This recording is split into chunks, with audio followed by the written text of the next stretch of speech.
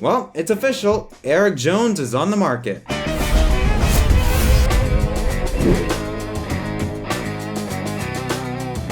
Yo, what is up everyone? My name is Jack Kraus and welcome back to the episode of Inside the Lines. If you're watching this video by now, you have heard the announcement that Erik Jones will not return to Joe Gibbs Racing at the conclusion of the 2020 season, and it was confirmed by Fox Sports on an episode of NASCAR Race Hub earlier today. Now, although there hasn't been any official announcement, everyone, including multiple sources, are pointing at Christopher Bell as the driver to replace Erik Jones in the 20 car in 2021. Now, if you watch my earlier episode, I'll put a little card on the top right of the screen.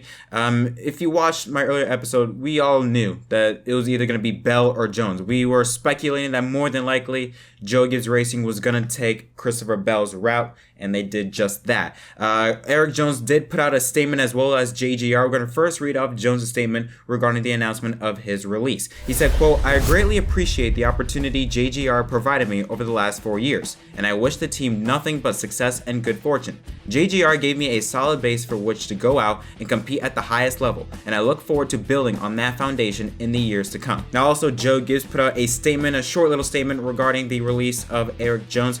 He simply said, quote, "We appreciate all Erik has done for Joe Gibbs Racing. He joined us as a teenager and has accomplished so much in his time here, and we remain focused on the remainder of this season." Okay, so now this has opened up silly season completely. Now that it has been confirmed, now that we know that Jones will not return to Joe Gibbs Racing, what's next? What's next for the kid out of Michigan? Well, a lot of people, I've seen this on social media, have been pointing to a sort of career resurgence similar to Joey Logano. Remember, for any new NASCAR fans watching this, remember Joe Logano first started his career in the Cup Series at Joe Gibbs Racing from 2009 to 2012. He was released at the end of the 2012 season, joined Roger Penske in 2013, and the rest is history. 2018 Cup Series champion, 2015 Daytona 500 champion, and multiple Cup Series victories in the process. So yeah, that's what a lot of people are pointing at. And I want to bring up this stat between Erik Jones and Joe Logano during their time at Joe Gibbs Racing. Now we know that Erik Jones, he still has another, 13, 14 races remaining left in the season. But right now, let's take a look at what's currently at stake. Compare the two. 92 races for Jones, 144 for Logano. Each have 2 series victories. Jones 2018 at Daytona, and then last year at Darlington. Joe Logano 2009 at New Hampshire, and 2012 at Pocono. 24 top 5s for Jones to 16 for Logano, and each have basically the same top 10 finishes. 43 for Jones, 41 for Logano. So a lot of this is really setting up to be a deja vu. Okay, Logano struggled in the 20 car, went to another team, found success.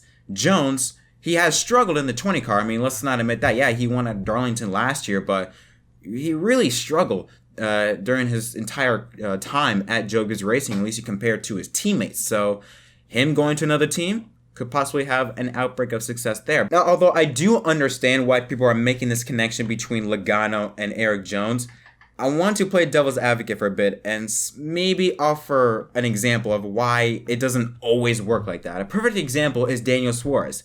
He was rushed into the 19 car. I think we can all admit that after the retirement, or the abrupt retirement of Carl Edwards, Suarez was sort of thrust into the 19 car, so he wasn't ready. Very similar to Joe Logano.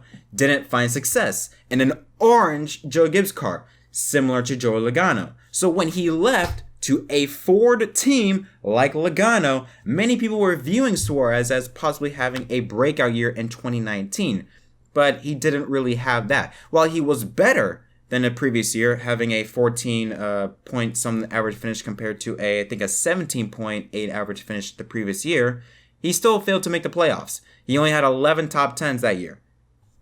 17th in points, and he got the boot.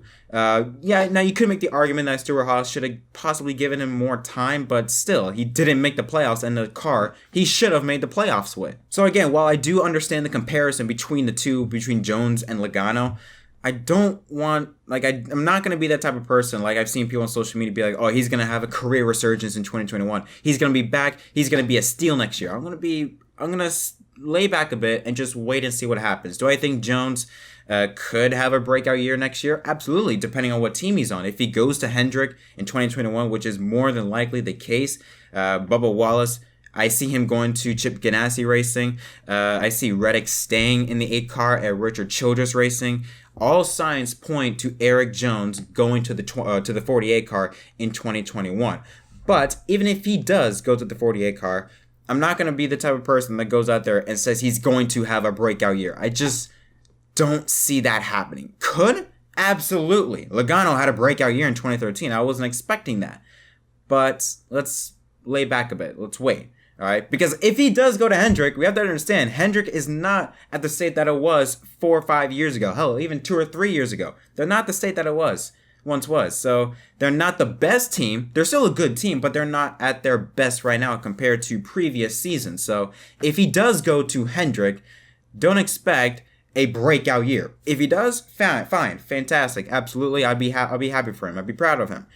But if he doesn't, I can't say I wouldn't be surprised. But this opens up a whole nother can of worms on silly season and what can we expect for 2021 in terms of where drivers land, because there are also other drivers that are on contract years and Erik Jones on the market. But it will be very interesting to see what happens with the 20 car for the remainder of the season also now with Erik Jones, because he still has to fight into the playoffs. That's another thing. I find it very odd that Joe Gibbs decided to make this announcement now. There's 2 arguments. You could say that, this announcement could be sort of a boost in, I guess you could say, in confidence or motivation, trying to prove everyone that, hey, I can go out there and I can win races. But at the same time, you could also go look at the other side and hurt a driver's confidence. I'm like, hey, I'm trying to make the playoffs and now you announce you're going to release me. I wouldn't be surprised if that might hurt Erik Jones's route to try and make to the playoffs. He's still on the cut line. He's still below the cut line. He still has to fight his way in. If I was Joe Gibbs, I would have made this announcement possibly if he was eliminated in the playoffs, or if he didn't make the playoffs, then I make that announcement. But I think it's very odd for Joe Gibbs to make it right in the hunt for the playoffs, right down under, I think, 7 or 6 races to go when Jones is trying to fight his way in. They make this announcement. But now there are some people that are also saying that Joe Gibbs should not have let Erik Jones go. They probably should have kept him in the car, just for 1 or 2 more seasons for him to get it comfortable. But while I understand that reasoning, at the same time, Jones was on the hot seat. He needed to improve. It's not like when you look at Daniel Suarez's situation or you look at Joe Logano's situation. Logano was sort of forced into the 20 car because Tony Stewart, he announced that he was leaving to start his own team. So Logano, being 18 years old at that time, was sort of thrust into the 20 car. He was not ready. Daniel Suarez was in the same situation. Edwards announced a retirement out of nowhere. They needed a replacement. Suarez was forced into the 19 car. But in this situation, he was not forced. Gibbs, he let Kenseth go at the end of the 2017 season. He let Kenseth go. It wasn't like Kenseth retired or Kenseth left. This was going on for a while, and probably Erik Jones knew what was going to happen before that announcement was made that Kenseth would leave JGR. So he wasn't forced like Suarez or Logano. He knew what was coming. He knew what was expected, and he knew he needed to perform because of how good Kenseth was in that 20 car from 2013, I believe, to 2017. But yeah, in terms of Erik Jones' future in NASCAR, the 48 car is his only option, I see. I don't see him going to any other team, or at least that's available in the Cup Series. The thing is, the 48 car just makes sense. It's not like other teams where you have to bring over sponsorship. Like, I think when Daniel Suarez, when he went to Stewart-Haas, he also had to bring him some sponsorship with Eris. Jones doesn't need to do that. If he goes to the 48 car, that 48 car is already covered till 2023 with Ally Bank. He doesn't need to bring in sponsorship. But let's say in some magical world or some alternate universe, he doesn't get the 48 car. And let's say Hendrick Motorsports downsizes to just a 3-car team. Then that's a whole nother bag of worms we need to talk about. If Jones does not go to Hendrick, where does he go?